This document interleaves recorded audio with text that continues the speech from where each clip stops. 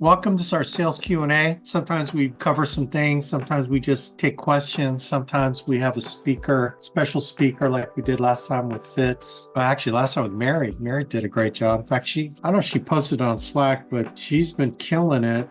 Yeah, she did post on Slack. 228 dials, 25 connects, 20 booked. She dialed from 8:30 to 10 a.m. and then from 4:45 to 7:45. So that's 4.5 hours of dialing. 228 dials, that's rocking. 25 connects, 20 booked.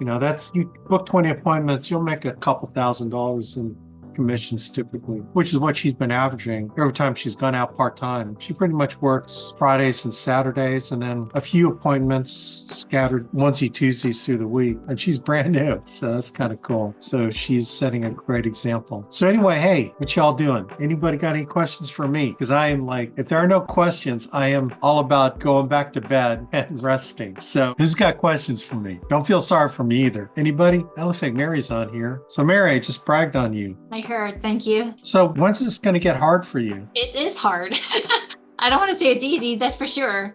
In fact, I even posted on Slack that it's hard. I didn't realize how undisciplined I was, but I'm really trying to be extremely disciplined when it comes to dialing. Obviously, I'm very disciplined with my work ethic, so I'm just taking that into my dialing that I'm doing. It is challenging for sure, because I had dialed many, many leads in the morning to start with before I got anything, which is like 3 rings, hang out, 3 rings, and it was very monotonous, like over and over again. And then eventually, I finally did reach one person, and then it just seemed like after that, I reached a couple more people. And then actually, after I had stopped for a while, I started getting callbacks from the people who saw that I called 3 times. So I booked 2 of those callbacks as well. You had 11 appointments booked just this morning? Yeah, just about, yeah. It's funny when I look at the activity reports, I see 35 dials here and 49 dials there and, 75 dials and, 15 dials. I'm going, okay. So are you part-time or full-time? And you're part-time and you do 228 dials in 4.5 hours. Let's divide 228 divided by 4.5. So that's about $50 an hour. So what my question is for some of y'all out there, if I sound pissed off, it's because you should be pissed off at yourself because you're not doing $50 in an hour. Then what's wrong with you? I should be nicer. I'll be nicer. I'll say it more nicely. If Mary can do $50 an hour, you should be able to do $50 an hour. How's that? Is that nicer? I'm sorry. Let me just ask you a general question. What is preventing y'all that aren't getting $50 in an hour? What's preventing you from getting $50 in an hour? This is general question. Anyone got any? I'll speak for me. I just started my dials today. Unfortunately, I got off at 6 o'clock. Now, with me, I'm not going to lie. I have not really went over my script like that. And a couple calls that I made, I was kind of stuck, didn't know what to say. So I tried though. I do got like 3 appointments booked, but it's awesome. It won't be in person. They agreed to do it over the phone. Okay. Hey, still you got 3 appointments. Yeah. So I tried, I just kind of, I do need to continue to go over my scripts a little more. It's just, with the schedule I got, it's a little hard to kind of, well, I ain't gonna make no excuses because like you said, what's wrong with us? I'm being a little facetious, Nikki. But I did try, and it was actually great. I'm gonna continue to keep working on it so I can get where Miss Mary at. Everyone kind of ramps up. Look, everyone kind of ramps up to getting into the... Nikki, you should dial bonus lead. Yeah, that's rocking. And you book your appointments on bonus leads. Hey, so really, that's awesome, Nikki. That is awesome. Amber says the phone burner app helped. I tell you what, phone burner rocks because it forces you to dial because you got to, you keep clicking on the dial thing and it just forces you to dial. So that's good. For anything that makes you dial, the phone burner is a little more automated. So you can go through a whole bunch of numbers. So that's great. 40 in an hour. That's really good. Now, understand this. The idea is to talk to people, right? So if you're talking to 3 or 4 people in an hour, you're probably only going to get maybe 10, 15 dials. Okay. So, but just on average, people ask, well, how many dials should I make? You should make as many as it takes. And that's kind of Mary's attitude now is she just dials through all the leads and she just fills her time up with dialing because she knows that if she doesn't dial, that's wasted time, right? I think, Mary, you're getting more mindful, right? Of you only have this much time to dial. You need to get in as many as you can, right? Absolutely. Because like I said, I spent that day door knocking at one time. I was like, I'm going to dial as much as I can because the last thing I want to do is knock on people's doors unless I have to. But honestly, I also want to, and I even sent that to you, Alex, because I knew if I didn't send it, I wouldn't do it, is I really don't have any like dead space for my weekend. But I said that I would definitely at least door knock a few at the end of my day. And then of course, if somebody doesn't show up, I definitely will door knock, just because I want to do it for practice more than anything. I don't plan on actually to me, it's a success if I even make it in their house, if I'm knocking on their door. And honestly, if I do it, that's great. But like I said, my main goal is just to connect with people. If I can connect with them, there's a likelihood that I'll close the sale. And I felt like I wasn't doing enough, honestly. I felt like I could be doing more. I'm not sure how, but I'm obviously very hard on myself. I keep raising my bar. Everyone says it's a game of numbers, and it's such an easy thing to say that until you start doing it. Like Amber, so she did 40 in an hour. She booked one appointment. She talked to 4 people and booked one appointment. That's awesome, Amber. I mean, that is really awesome. So if those are the kind of numbers you're getting, then imagine if you did 80 dials, maybe you book 2 appointments, or if you did 120 dials, you book 3 appointments. Like, it's kind of like whatever it takes. Like, the more dials and the more experience you're going to get a little more efficient. And then when you start getting like fresh leads, that's going to improve, your numbers maybe. I know Mary is working primarily direct mail leads, and she seems to be kicking butt on direct mail leads. So, it's kind of whatever leads that are working for you. The Bang Bang leads, like I sent that thing on Bang Bang leads, just so everyone understands, you get 50 leads. That's $5. That's a $5 lead. Direct mail leads, A leads are what, 60? Depends where, but the Franklin County 60 bucks. So imagine one lead is $60. You spend, 60, 250, so you can get 4.17 leads for what it would cost to get 50 leads from Bang Bang for 250. Now, direct mail leads are higher intent because someone actually filled out information and put it in the mail. So a little bit higher intent. The Bang Bang leads are just pure and simple social media leads. Anybody can click on it. They don't ask them 15 points of information like on the high intent final expense leads. Okay. It's only their basic email, phone number, and name.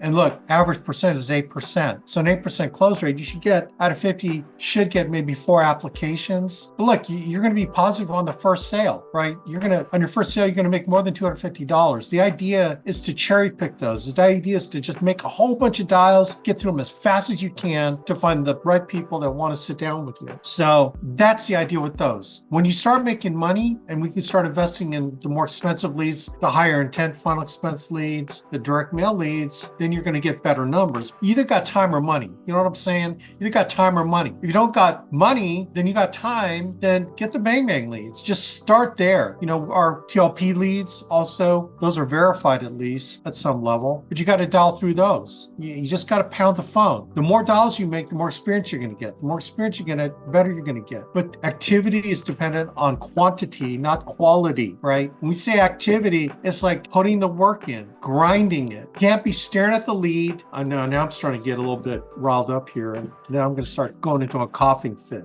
Okay. It's funny, back in the day, people would just look at a lead. They'd look at the lead. Yeah, thank you. You just gave me some Ricola. I'd probably be talking and be choking on it. People used to look at direct mail. They'd read it like mortgage protection lead. They'd read the amount of the mortgage. They'd read the lead. They take the lead and say, this is a $325,000 mortgage. And, looks like the clients are 35 and 36 years old and they're a non-smoker. I wonder what the rates would be for someone like this. Then they go calculate the rates. It would take them like 10 minutes to read the lead and come up with some kind of image in their mind of this nice couple that needs mortgage protection. Like they're trying to discern that the lead, what they need, and the kind of couple they're going to be, anticipate calling them on the phone. Then after 10 minutes, they get on the phone and dial the lead, and they dial 3 times, they weren't there. So they go to the next lead. They read the lead, look at the mortgage.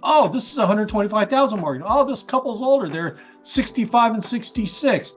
Right? They start reading the lead. And it's like, dude, seriously? You could have made 15 dials in the time you read the lead. How many of y'all are guilty of doing that? Reading the lead. Oh my God. Gosh. Oh man, please God say you don't do that. Here's my point though. My point is, how fast can you dial the phone? How much activity can you get in the period of time that you dedicated to this instead of farting around? Now, I'll tell you where the real reason for that is that people are afraid. Fear of the phone. I got it. I had it. I know what it's like. The phone is like, oh my gosh, here we go. Okay, I'm going to dial. This is what I used to do. Okay, I'm going to dial at 6 p.m. I'm going to dial till 9 p.m. 6 to 9 p.m. is my dial time. So I look at the clock and it's like 5 to 6, 4 minutes to 6, 3 minutes to 6. And then you know what I tell myself? I go, I think they're still eating dinner at 6. I'm going to call it 6:30 because they're probably done with dinner. They're not going to be mad at me when I call. So I wait until 6:30. So I look at the clock and I'm going, okay, now it's 6:25. Now it's 6:26. Now it's 6:27. You know what? They're probably watching the news. They don't want me interrupting their favorite show, their news show. I am going to call it 7 o'clock. So now it's like 6:55, 6:56, 57. I'm just going to practice my script. I'm going to dial tomorrow, 9 a.m. sharp. I'm going to dial, but I'm just going to practice my script and then I'm just going to get ready. Come on, man. I know you all do that. I've done it. If I've done it 24 years ago, I know you do it now. Try to come up with some reason to avoid dialing the phone, and you'll come up with all kinds of reasons. It's easy. The mind tricks you in fear. Fear will trick you into doing activities that are counterproductive to you making money. I know. I've been there. How many of y'all have done that? I know y'all been there. I know y'all done it. You don't have to tell me. Don't admit to it on, publicly, okay? Raise your hand in your own mind. I know you do it. So the question is, Alex, how do I overcome fear? Just buck up, man. Put your big boy pants on, your big girl pants on, and just dial the dadgum phone. Just dial.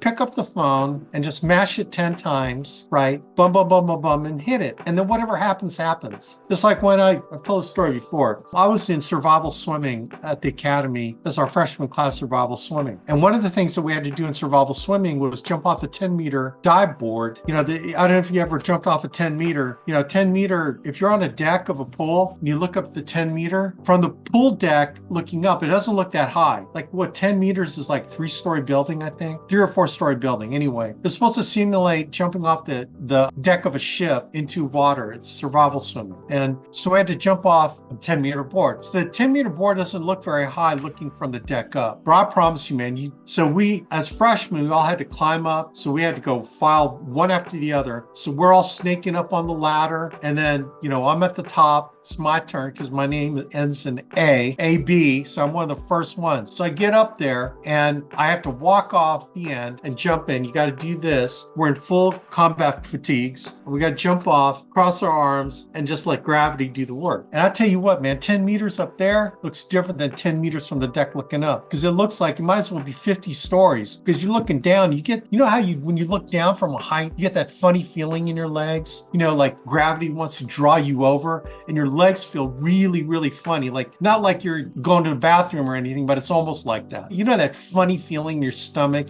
and in your legs, and you walk. So I walked to, this is my first time, right, doing it. So I walked to the edge and I look down, I go, holy crap. And then, so I'm starting to think, okay, I got to really do this. But I look over the edge again and it's like, oh man. Every time I hesitated, the fear just kept getting worse and worse and worse. Looked over again, it's like, no, I'm not doing this. And so I had to climb down all those cadets that were waiting. I had to kind of climb down around them. And it was like the climb of shame, because I was too chicken to jump off, right? It was like one of the worst days, actually, my time at the academy. Even beyond hazing, I could take hazing.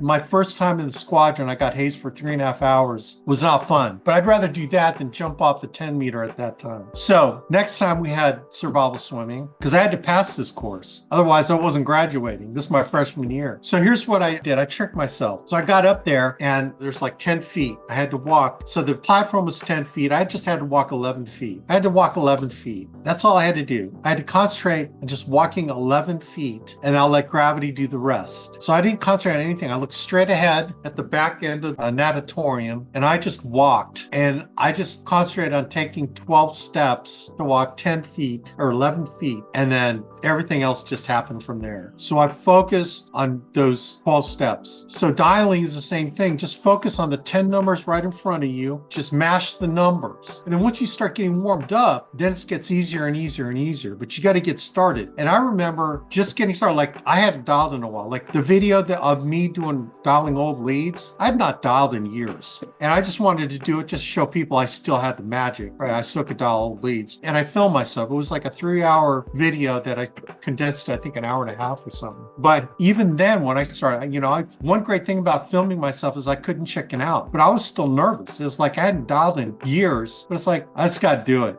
But I still felt that fear. I felt it, but it's like, I got the camera going on. I better not show my agents, scared. So I just dialed the phone. I just mashed the first 10 numbers and then I let the phone do the ringing. And if they answered, I better have something to say. So that's kind of my story on overcoming fear. The other thing I did when I was dialing is I dress up. I dress up in what I would wear to go do an appointment, because I found if I wore sweats, my attitude was casual. I needed to be on it. And then the other thing I would stand with my headset on in power position. Power position is kind of like Superman. I would stand up and do my calls because I felt more in control. I felt powerful, right? So I'd stand up and I'd do my calls, and I would just do it from my headset in power position. Then the other thing I do is I put a picture of my kids. I've got this great picture of my kids in their pajamas on a couch. And I put that in front of my phone, and it'd be right there. And I'd have my kids staring at me. Dad's the hero, right? I'm their hero. So I better act like a hero. So by looking at my children, standing in power position, it was easy to me get into the mode of dialing. That was my game plan. I get my mind right. When I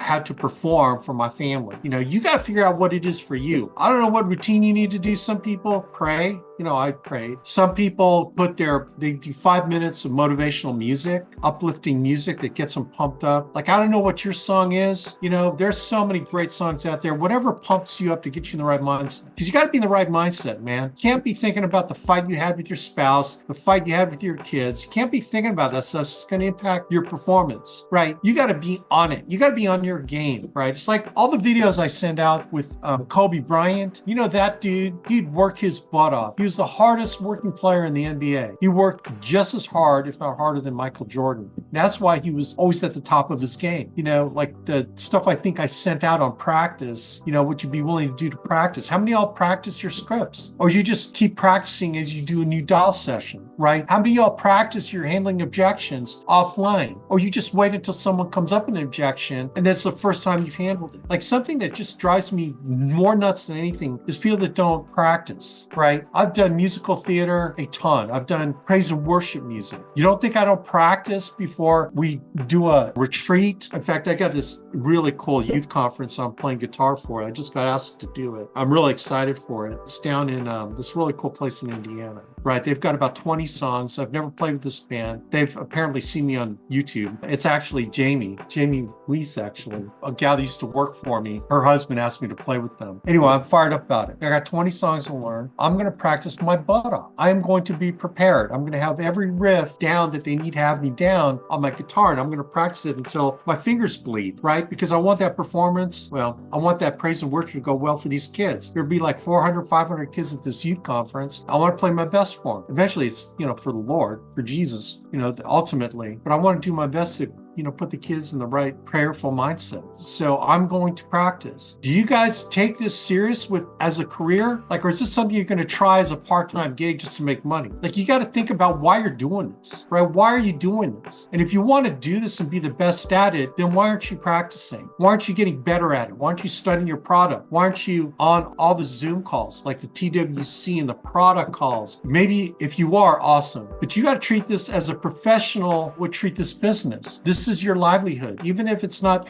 your full-time gig yet, you got to treat it as if. You got to treat it as if you're already making $250,000 a year in, right? You got to be practicing as if. Does that make sense? Or am I just barking up the wrong tree here? It is something that is vital to you being successful, is practice, practice, practice. When you're calling clients on a lead, you're performing. That's game time. So are you practicing before game time, or are you blowing it off just because you're tired or you're lazy? You know what I'm saying? Have the Mamba mentality. Mamba mentality, that's Kobe Bryant mentality. He would work his butt off because he knew that the harder he worked outside of the game, he knew that 95%, actually 100% of all the other NBA players aren't working as hard as him. So my question for you is, how bad do you want it, and how hard are you willing to work to get it? You all have the ability. That's the thing. God endowed you with your unique personality, your unique personhood. He endowed you with greatness. He put that inside you. You just need to tap into it, to let it out, to let it go. And it's going to take some work, right? You just got to put the necessary work in to bring it out of you to flower and to grow. Like Mary's just a great example that I pound on all the time.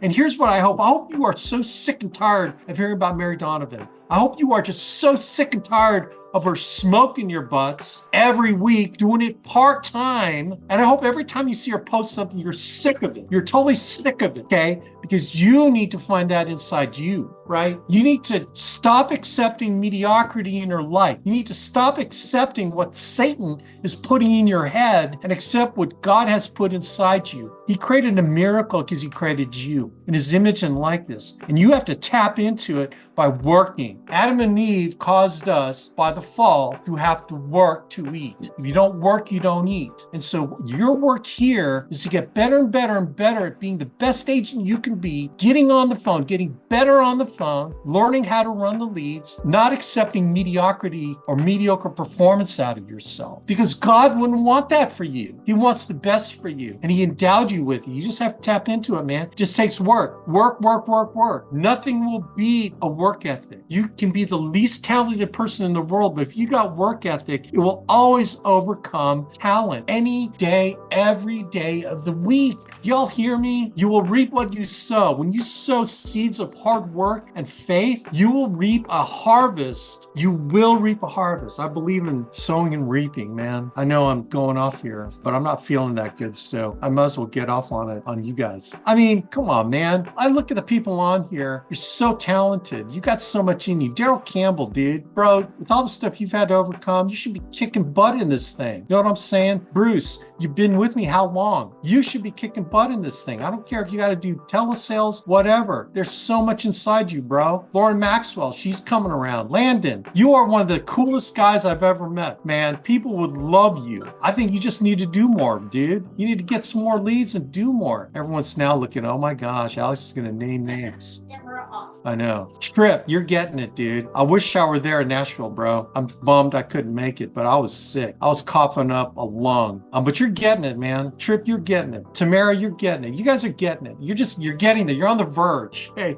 you are on the verge. I think if you just amp up your work ethic, get those dial counts up, talk to me more, and I don't coach like this one-on-one, but man, you guys have so much inside you. Stan, dude, you're one of the coolest guys. People love you, man. You need to get in front of more people, dude. You need to work your magic on people. Anyway, I know there's not a lot of room for questions because I'm not hearing any. So anyone got any questions for me? I guess I'm a little loopy. I need to take some more drugs. We appreciate you, loopy or not. We appreciate it. I do have a question, actually. As you know, I just got my health license recently, and I really wanted to try to incorporate some of those hospital indemnity programs and stuff like that. I started to look at the Medico videos, but what else can I do to prepare more for, I contract with any carrier that I thought of that had any cancer riders or anything like that. What more can I do to learn more about those products, and how do I incorporate them into selling with final expense? Like if they already have a final expense policy, how do I roll that over into another conversation to talk about that instead? So what Megan Wood does is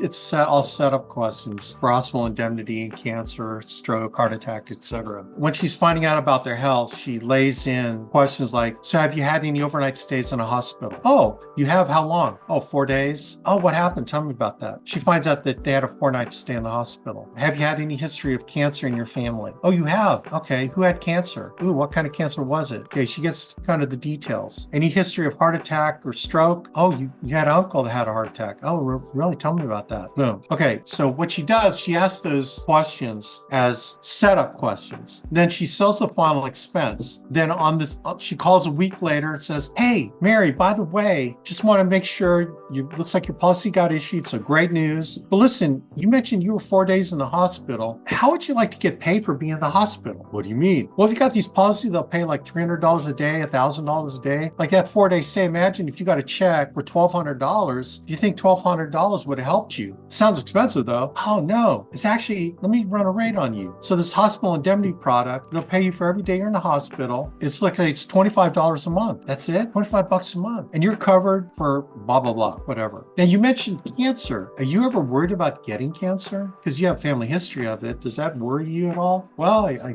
think about it. Well, as a matter of fact, we have this great cancer policy, and it'll pay $10,000 to $50,000 on the first diagnosis, and not very expensive. I think the rates will be right around $15, $20 a month. I don't know if you're interested in that, but you see what I'm saying? Like, it's in asking the questions beforehand that lays the foundation information to offer that product later. So when you're talking to them, kind of probe those kind of things. So the hospital indemnity is that, daily payment. How many days have you ever had surgeries or overnight stay in the hospital? If they say, no, I haven't. It's like, do you know anyone that's had an overnight stay in the hospital? How would you like to get paid for being in the hospital? Those kinds of things. And then cancer. Now, there's a lot of great videos on hospital indemnity on the video vault on the university. But that's an easy policy. Megan Wood writes those policies on her phone. So when she's being driven from house to house, because she has a driver that drives her to appointments, she door knocks her final expense leads. So in the car, she's selling the clients she sold last week. And she'll write 5 apps between one house to the next house. And she do it all on her phone. Then she go into the next house, sell the final expense policy, lay in all those questions, and then she gets driven to the next house, and then she'll sell 5 more policies. So you're wondering, how could she sell 457 policies in a month?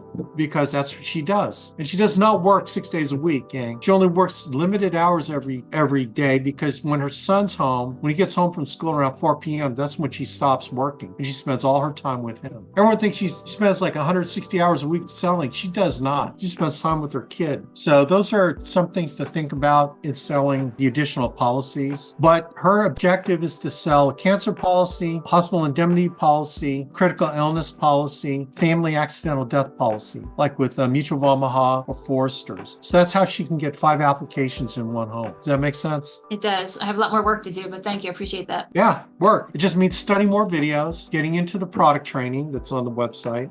Look, gang, no one's going to spoon feed this to you. This business is not going to be spoon fed to you. Oh, most of it's starting out in our boot camp. That's spoon fed to you. Okay. That's designed to be spoon fed. Everything else, you got to go after it, man. You got to be resourceful. All the information's in there in the Alliance University, in the video vault. You just have to go after it. You got to study this thing, man. You got to go after this like it's your career. Invest time in your own knowledge and experience. Any other questions? By the way, again, let me do an endorsement. That Annexus group, that is, you have got to get contracted with North American, Allianz, and what's the third one? Nationwide. Okay. So we can do all our annuities through Annexus. Those guys will, all you have to do is come up the client's information, feed it to them, and they will come up with the exact annuity that's going to work for them. They rock. In fact, some of the comp is going to be higher than we're currently getting direct with the carriers. So if you were on the product call today, you heard it. In fact, I recorded it. No, I didn't. Actually, my recording went bad. But if you were on yesterday, man, lights out. So if you guys missed that, it's like, why? One of the most important annuity carriers that will help you close annuities was on the call yesterday. One of the highlight is probably one of the best annuity. It's not annuity carrier. It's annuity. They did like $30 billion in annuities. One of the largest distributors of annuities in the world, right? Annexus. They partnered up with Integrity Marketing Group. This company will take care of everything that you need with a client on an annuity. They'll help you sell it. I'm telling you what, man, one of the most important calls, and now you're going to have to look in the video vault for it, but I would recommend watching it. It really inspire a lot of confidence in you to work with them. And you don't have to know anything, nothing about annuities. You just give them what the client needs, kind of what they're looking for, growth, income, accumulation, whatever it is, the source of the money, and they will work with you to close that annuity client. And they're not going to take a commission split on, right? It's like, there's a reason why we do Zoom calls. You can probably get all mad. You do so many Zoom calls, Alex. When do we get to sell? It's like, oh, don't try that on me, man. Do not try that on me. Okay. I've got all kinds of reasons why I could blow off with Zoom calls. I could come up with all kinds of reasons. Oh, I'm a senior board member. I don't need to do these calls. Or, I know everything. It's like, no, man, I'm on all these calls so I can learn something. So if I'm on these calls, it's probably a good idea that you should be on ththese calls too. Like, short of you being like working, like if you got a job and you're working, you can't be on the calls. But if you have a choice, it's like, dude, seriously, why are you going to miss the calls? You never know when the call that you should have been on is the one that you needed to close a client with something very important that you could have learned on a call. So really, man, don't shortchange yourself. There's so much that the Alliance has to offer you in terms of education. And if you blow those off, man, I don't know how I can help you. Like, someone will call me. Here's the thing that kind of irks me sometimes. Okay, another pet peeve is when you call me during a product training call. Like, obviously, if it's a product training call or it's a TWC or activity call and you're calling me up, and it's like, dude, number one, you should know I'm on the call. I'm on the Zoom call. Number two, you should be on the Zoom call. And you're trying to call me? This just cracks me up. It totally rats you out. Am I being a little bit hard? No, I don't think so. I'm being real because I want you to win. I want you to win. Oh my gosh, I want you to win so bad. So I'm telling you, you need to really invest yourself because there's so much you can do, so much more you can do. Anyway, let me see. I got a chat. Let me chat down here. All right. So Joy dialed 70 dials, took her 2 hours. That's right on, 2 hours, 70 dials, 3 appointments. That's rocking, Joy. Great job. The carriers, North American, Nationwide, and Allianz. Is that correct? People who were on the call, can you confirm that? Yes, it was those three. Okay, thank you, Joy. Thank you, Joy. I knew you were on the call. You know how I know you were on the call? Because someone tried texting me, hey, Alex, I need help with this client, and Joy's on a Zoom call. And I texted back, I'm on the same Zoom call. It was actually pretty funny. I mean, come on, man. Seriously, it's to help you. Anyway, I guess probably the point here is do everything you can to win. Everything you can to win. Everything is given to you. You just have to incorporate it into your life, right?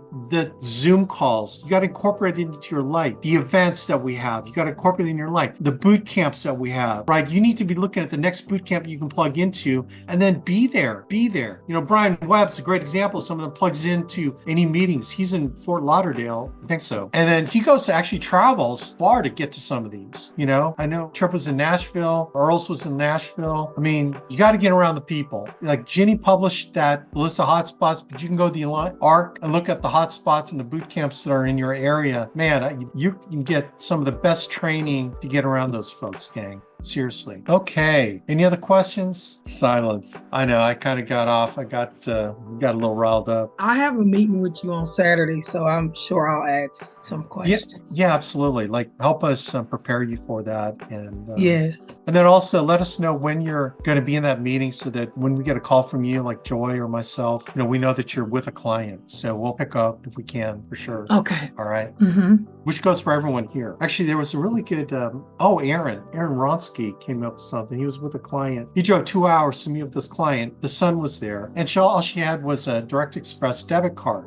And he didn't know who to go with because I think Royal Neighbors, they don't do Direct Express. I said, oh, dude, you should have called myself or Joy. So Joy, we need that chart like ASAP. Joy's working on a chart with which carriers take what type of debit cards or whatever and so on. So we need that chart to get out there so people know what carriers will take certain forms of payment. That's going to be an important thing to know. Well, I'm going to shut it down then. Thanks everybody for plugging in. I know it was a little bit exuberant, but I will, man, we're here to help. I just want you to know we're here to help you. You can kick butt. Like I said, Mary's been averaging a couple thousand a week on a part-time basis. I'm barely part-time. I mean, how many of you like make $2,000 in a Friday, Saturday? Just working Fridays and Saturdays. If you want to know, talk to Mary. I mean, she's obviously figured something out. Look, that's only if you want to make a few thousand. If you don't want to make 2,000 a weekend, then don't. How many hours does she typically work when she work?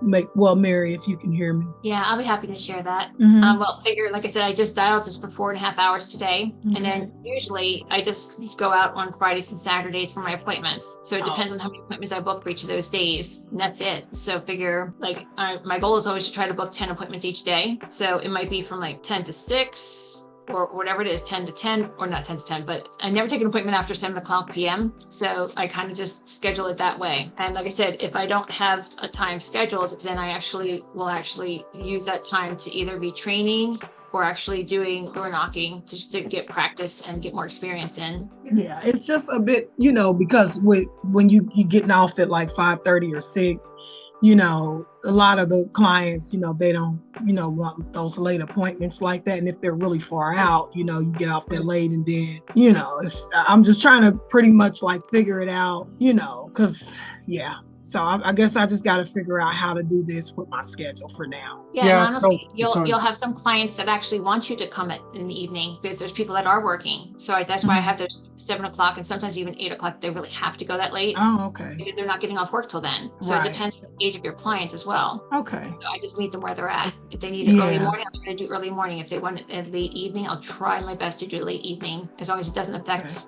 about my family or my church life. Yeah. Okay. Thank you. You're welcome. Yeah, that's scheduling things an important thing to carve out your time. And then when you carve out your time to actually work the crap out of that time while you have it out there. You know, it's funny, the thing about time, like if it took Mary 40 hours to make $2,000, like when's the last time y'all made $2,000 in 40 hours? But it doesn't take her 40 hours. That's the beauty of this thing. Just takes efficient scheduling, you know. So anyway, all right, gang. God bless, man. Thanks everybody for being on here. Appreciate y'all. And God bless. Have a good let's night. do this thing, man. Bye, Have a great everybody. night.